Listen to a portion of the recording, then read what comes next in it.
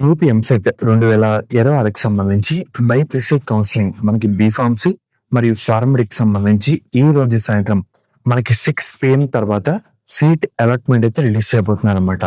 Main గా seat allotment వచ్చిన తర్వాత అలాట్మెంట్ ఆర్డర్ ని ఏ విధంగా చూసుకోవాలని ఒక వీడియో అయితే చేశాను. ఇది ఇంకో వీడియో అన్నమాట. అంటే మనం జాయినింగ్ రిపోర్ట్ ని ఎలా చెక్ చేసుకోవాలి, ఎలా ఆన్లైన్ లో జాయినింగ్ రిపోర్ట్ చేయాలి, ఎలా ఆన్లైన్ లో రిపోర్టింగ్ చేయాలి అనే విషయం గురించి వీడియోలో డీటెయిల్ గా చెప్తాను. వీడియోని ఎండ్ వరకు చూడండి.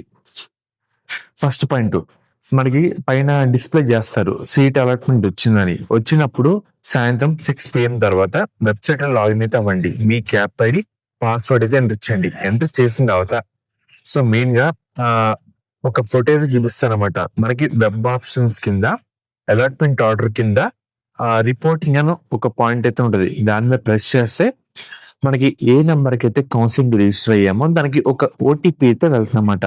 ఆ ఓటీపీ ఎంటర్ చేసిన తర్వాత మనకి సక్సెస్ అని రావడం జరుగుతుంది. సక్సెస్ అని వచ్చిన తర్వాత ఒక రిపోర్ట్ అయితే వస్తుంది. అది కూడా మీకు ఒకసారి చూపిస్తాను. ఆ రిపోర్ట్ లో ఇలా రిపోర్టింగ్ చేశారని ఒక స్టాంప్ రూపంలో కూడా కింద రైట్ కార్నర్ లో అయితే ఉంటది అనమాట. ఆ రిపోర్ట్ దాన్ని ఏమంటారంటే జాయినింగ్ రిపోర్ట్ అంటారు.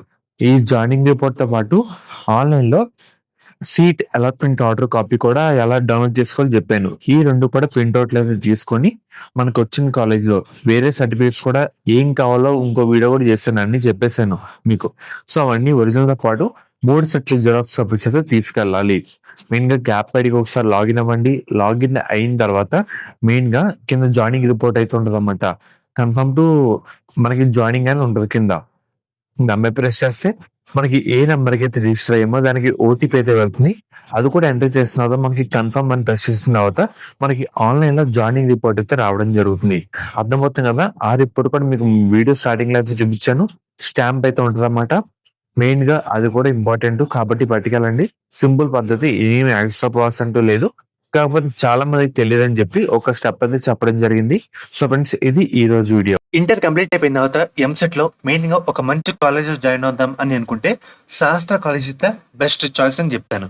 ఎందుకంటే దీంట్లో కో ఎడ్యుకేషన్ తో పాటు ఉమెన్స్ సంబంధించి స్పెషల్ గా కాలేజ్ అయితే ఉంది.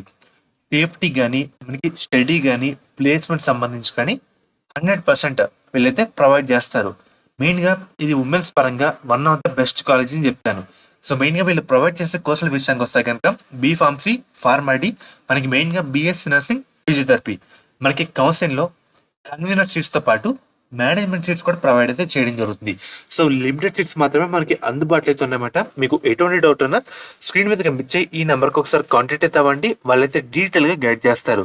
సో ఎలా జాయిన్ అవ్వాలి, మనకి ట్యూషన్ ఫీజు ఎంత, హాస్టల్ ఫీజు ఎంత అని క్లియర్ కట్ గా వాళ్ళైతే చెప్తారన్నమాట. అర్థమవుతుంది కదా. స్క్రీన్ మీద కనిపించే నెంబర్కి ఒకసారి కాంటాక్ట్ అయితే అవ్వండి. లిమిటెడ్ సీట్స్ మాత్రమే అందుబాటులో అయితే ఉన్నాయన్నమాట.